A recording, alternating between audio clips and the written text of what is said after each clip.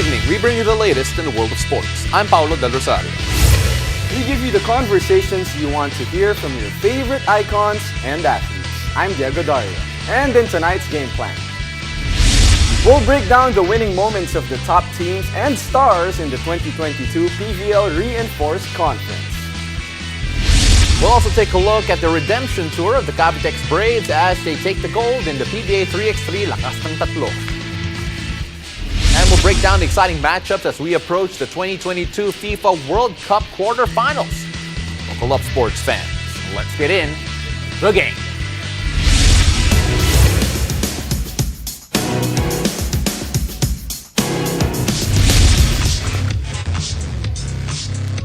It's mission accomplished for the Petro Gazz Angels as they successfully defend their PVL Reinforced Conference crown. Now to talk about their championship run and the other awards in the heart of volleyball, we have with us volleyball analyst Noreen Go. Noreen, how are you doing? Hi, Noreen. Hi, good to be back. How are you guys? I feel like I see you all the time now. It's always great to talk to you though, Noreen. Let's talk first about how Petro Gazz defended their crown. Of course, that win against Signal 25-17, 22-25, 25-12, and 25-22. Close towards the end, but just too much firepower, especially for Van der Weide towards the end there for Petro Gazz and Signal. Yeah, well, Petro Gazz for me really looked like a team with a mission. They really wanted to defend their crown, and they really relied heavily on Lindsay Van der Weide, and then the others followed suit. So it was really Petro Gazz's tournament as we saw it. And usually Signal, their main weapon is blocking. But, Petro Gazz just barged through their defense. What can you say about the balanced scoring as well of this Petro Gazz team? Well, you're right about blocking. Let's tackle that first because we looked at the trend in the entire semifinals. Which team normally maybe just one game, but all the other games, which team had better blocking ended up winning. And I was looking at the stats in both finals games. Petro Gazz outblocked Signal. So yeah, I mean, they use defense. But when you talk about offense, what you like is everybody contributed, especially in game number 2. It wasn't just Lindsay Van der Weide. You felt a Remy Palma. You felt Myla Pablo. So she became so infectious. That's why they played so well. Absolutely. So at this moment, we also want to give our flowers to the runners-up in terms of the Signal HT Spikers. Again, not a lot of people expected them to be in this situation. You look at the standings, especially early on, a lot of doubts about Tiberia, but then she came up good. Your thoughts on their performance here and the run to the finals? Well, for me, Signal, you have to give it to them. They tried their best, really. But they were just really, overpowered by Petro Gazz. But it was a great journey for Signal. I mean, a lot of people really discounted them in getting to the finals, but they actually did. They fought for it, and then they made it. They came up short. Someone's got to win, and we have to give it to Petro Gazz. But hats off really to the efforts of Signal. And as you said, Tiberia tried, but just fell short this conference. Well, not just in this conference. Signal has been, one of the most consistent programs actually here in the PVL. I mean, what do you think looking forward should Signal do to, maintain this kind of competitiveness here in the PVL? I think it's not just Signal. I mean, when you talk about that, moving forward, all the other teams really, I think they have to tackle also or correct their psychological aspect of the game. Because when you look at the lineups, a lot of these teams or most of these teams are so talented, but how come the journey always falls short? That's the question that you need to ask. So I feel the rebuilding should also focus on the mental and psychological aspect of the game. And that goes for all of the teams. You talk about mental and psychological, and that was a problem for the Creamline Cool Smashers and them not making the finals in general because of the Grand Slam pressure. But then able to finish strong with a bronze despite an injury to Eliza Valdez, who injured her knee going for a dive. Your thoughts on the campaign of Creamline finishing with a flourish despite the disappointment of not having a Grand Slam? Well, for me, it's really a learning experience for all the teams, even for the fans, that, things happen. It is what it is, we always say. I mean, they came short, they fell short getting to the finals and getting a Grand Slam. But that's part of the journey of each team. You want to keep getting better. And but they always say, it's harder to maintain your spot at the number one, being number one. A lot of people will really try to target you. But I want to shout out really to the Creamline team and the management because they finished that game against Cherry, although losing cause, but they finished it with such grace for Yeah. me. Respect the game, respect the fans, and for me, I got goosebumps listening to Eliza say those words because it's so true. I mean, really, my respect goes out for Creamline. And talking about, getting better, I mean, Creamline has been, the number one for quite a while. What's the next level here for this Creamline team looking forward in the next season? Grand Slam ba? Exactly. I was gonna say that it's the Grand Slam because they fell short. Like that is Serena Williams type of story. But yeah, they just want to keep building on. Maybe they lost this conference, but they're looking to the next year and trying to get the Grand Slam. No, on to the individual awards here. Of course, the Dream Team, there's a lot of very familiar names there, but we want to focus on some of the ones that stood out a bit. Of course, we know Eliza Valdez is going to be amazing. Gia Morado de Guzman is always going to be amazing. But then let's talk about Mylene Pa at winning the MVP award. She put up a lot of import-like numbers, reinforcement-like numbers rather. And she honestly, despite the fourth place finish for them, really had a great individual journey. Oh, yeah. And of course, for Lindsay van der Weide, you can talk about her at the same breath. She just overpowered everyone, and her scoring was just something to behold, and finals MVP as well. Well, for me, Mylene Pat really run away. I mean, she deserved MVP. I mean, a lot of people would say, why is she MVP? She didn't play well in one game. But you have to look at the entirety of the conference. Mylene Pat just played like a reinforcement. That's why they were where they were. They made it to the Final Four. And coming off, previous conferences, and we heard her speech, her interview that she really did it for her team. She deserved it. She put up the numbers. She nearly got them maybe a bronze, but it's still her effort, and she deserves to be the MVP. And going to Lindsay van der Weide, I mean, come on. I mean, I'm sure nobody would even question the fact that she became the best foreign reinforcement because she was the most consistent, really, from start to finish and to the final. So she really deserved it.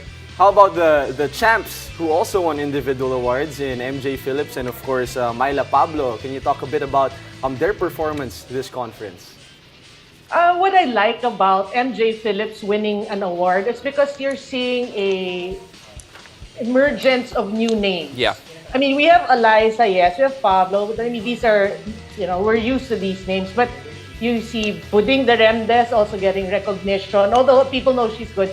But I like to stress on a player such as MJ Phillips, because people, you want to get better, you have your goals, you can achieve it. Look at MJ Phillips. That's not her, comfortable position, but she embraced it and she even won best middle blocker for that. So it just goes to show really that the sport is still evolving. Some people think it has plateaued some way somehow, but no, it's still evolving, and we will, be talking about new names and for the the other players who want to be recognized some way somehow.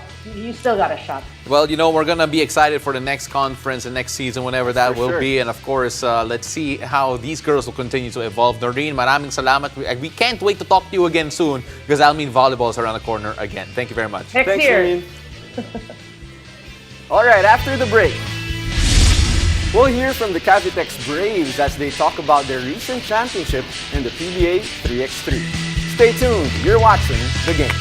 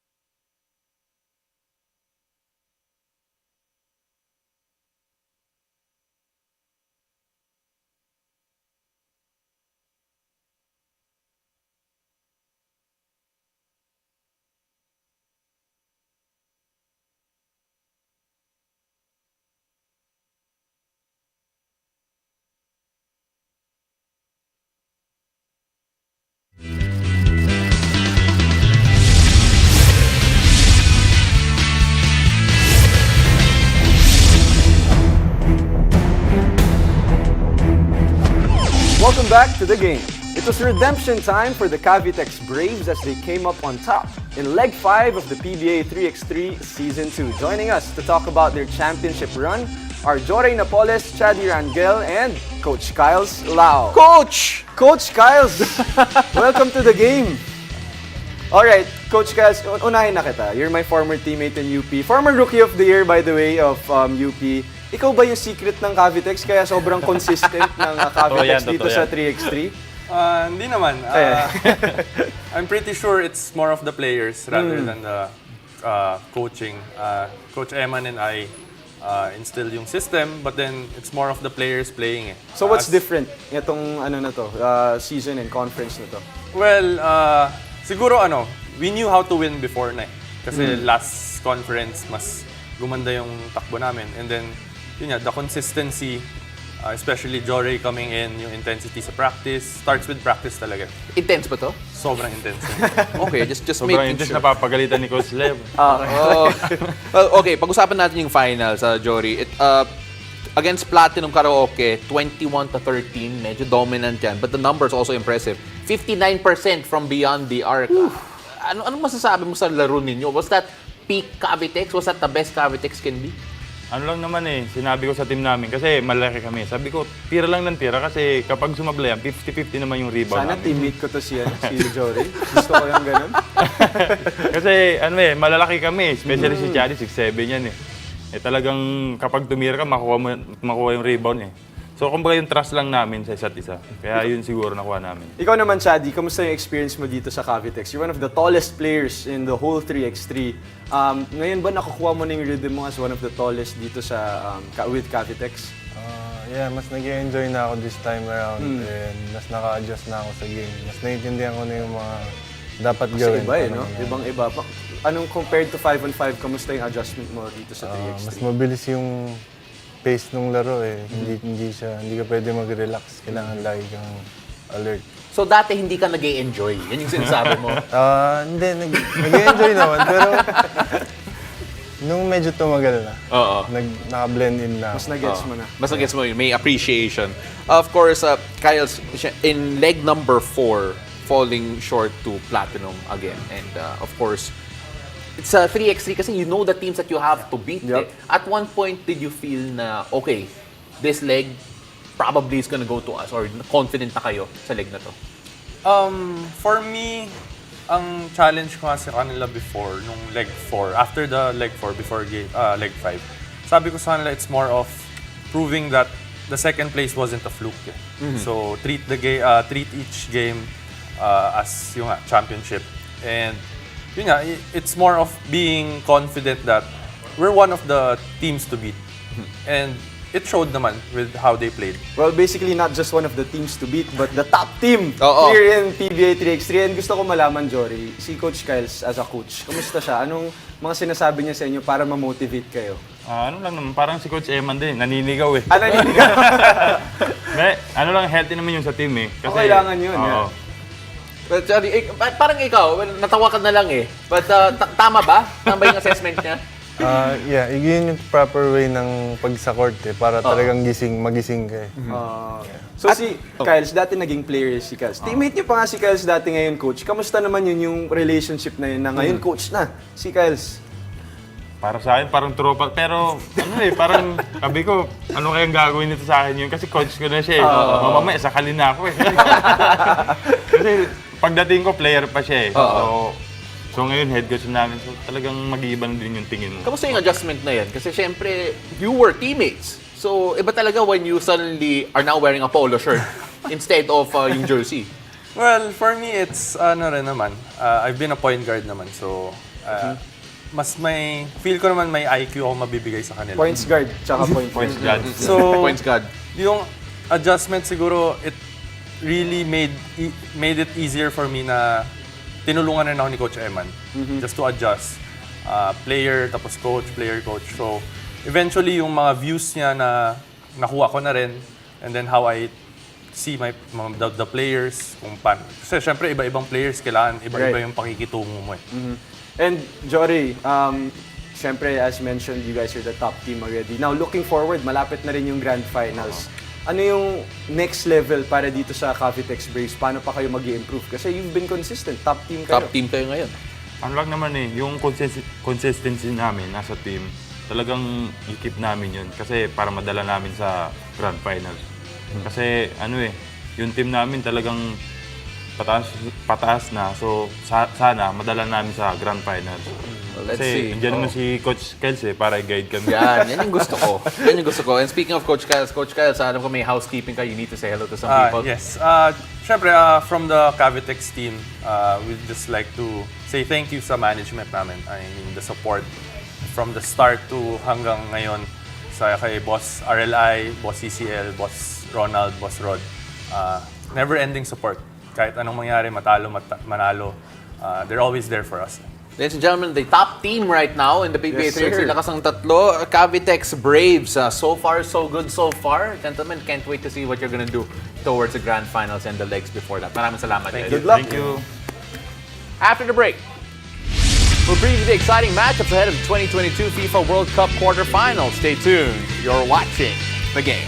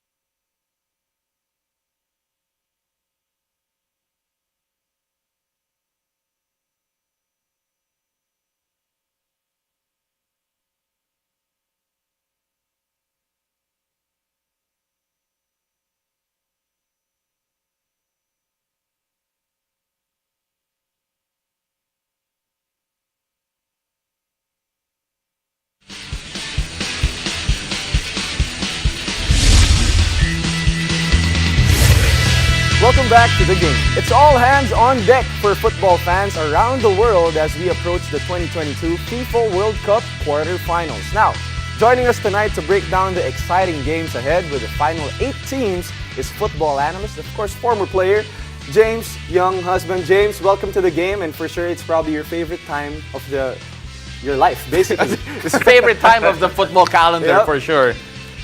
Yeah, hi guys, hi Paolo, hi Diego, how are you guys? All right, let's start things off with Portugal's big win over Switzerland. No Ronaldo, no problem. Yeah, fantastic result, fantastic result. I thought it would be closer than the scoreline shows, and yeah, but as all we see on the news at the moment is about how well Portugal did without Ronaldo, and it's like sort of what some people have been claiming that Manchester United now are better off without Ronaldo, but for me, he's still the GOAT. And like for me, he can contribute like massively. And who knows, Portugal may still get to the final. He scores the winning goal. So that's the thing with football. You never know. You have your good days and your bad days. And it was a good day for Portugal. It was 6-1 against Switzerland, and of course Goncalo Ramos, the guy who stepped up for Cristiano Ronaldo, scored a hat trick earlier on. So again, a lot of questions for Portugal and Cristiano Ronaldo later on. But let's move on to another guy that a lot of people might know. His name is Lionel Messi, something like that.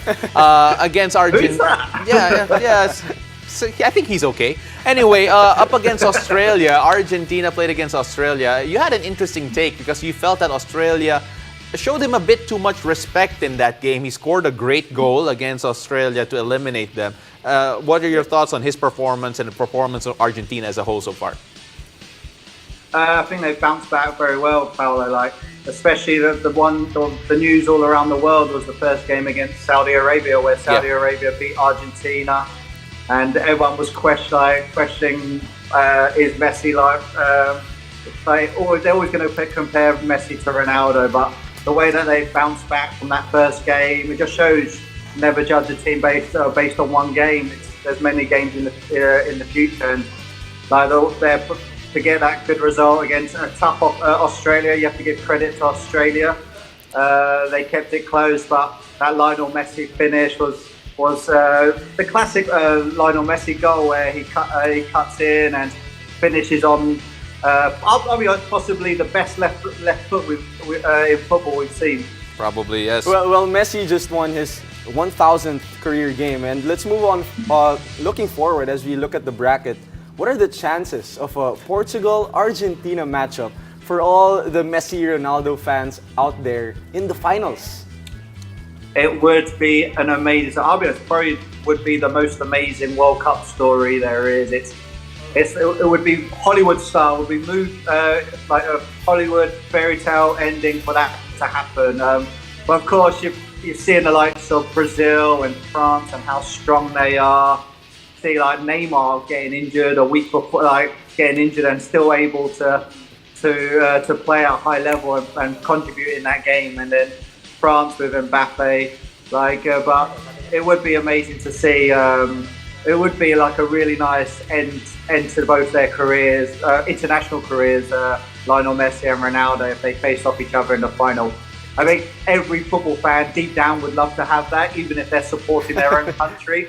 But it would be amazing. I think all eyes would be on that game. How about you, Paul? You think? No matter what, everyone's going to be watching the final, but I think it would be that extra special if it was those two in the final. Actually, funnily enough, I actually thought that maybe this might be a battle for third more than a finals matchup because of the strength of the brackets. Maybe. I think you're right. It could happen a battle for third. But anyway, let's see whether or not that'll happen. But it'll be like Pacquiao Mayweather. On exactly. like 1,000 times more because of the worldwide reach of these two. So again, let's see whether or not that will happen. Before we let you go, we got a chance to ask you a while ago a couple of the individual performances that you like so far. Let's go through them first. Weston McKennie for US, Kylian Mbappe for France, Marcus Rashford for England, and Bukayo Saka for England. I know you're biased because you're part English, so we're gonna focus on Kylian Mbappe in general. We gotta focus on Kylian Mbappe because Mbappe right now at this moment looks like the best player in the world. He definitely does. And I think, for me, the thing that sticks out is the way that France were eliminated in the Euros, and Mbappe was the one to miss the penalty. And that's the great thing. 2 years later, he has a chance to redeem himself. And yeah, he was. To be honest, he was the main star in the last World Cup when France won it. And for him to do it again, and he's so young as well, at such a young age to achieve what he has done on the international stage is amazing. And he's one of, when France played, everyone's like Mbappe, and he's. I'll be honest, you could say he's, at the moment he's similar to how LeBron James is when he plays, and Mbappe is the LeBron James at the moment for football. You see, Diego got excited as soon as you said that. He now understood everything. Because LeBron James, if that's the level, okay, now I get it. But let's talk about the team that you're most excited to follow. This might be obvious for Many reasons, but why do you think fans should follow this team? Well, I think, as Paolo's mentioned earlier, I've chosen England. I'll be honest, during this World Cup, I've been a bit critical of how England have played, especially in the group stage. I said this earlier, I stayed up till 3 a.m. to watch them play the USA for it to finish 0-0. Yeah. And sacrifice my health, but now there's no excuse now for 0-0 since we're in the knockout stages. And like with the last 2 games, England have been impressive. And I think if they get the result in the next game, then it really does look like it may be coming home, because France will be the toughest, probably the toughest team in the World Cup. And if England can get past them, then it could be the first time since 1966 that England win the World Cup. And so for me, to keep an eye on England. James, it's so English for you to say that. I really love the optimism there. But let's see, you never know. It's been a very wild World Cup. It's been a very wild World Cup. James, we really appreciate the time. Hopefully we can have you here in the studio next time. Thanks, Thank you. James. Thank you guys for having me. We'll be in the studio next time for sure. Cheers, guys. Cheers. Now on to more world-class competition. The Philippine national esports team Cebol is still competing in a pair of events at the 14th International Esports Federation World Championships. The country's IESF Mobile Legends took over the lower bracket semifinals with a 2-0 sweep against Malaysia. They now advance to the lower bracket finals against Cambodia, happening on December 10.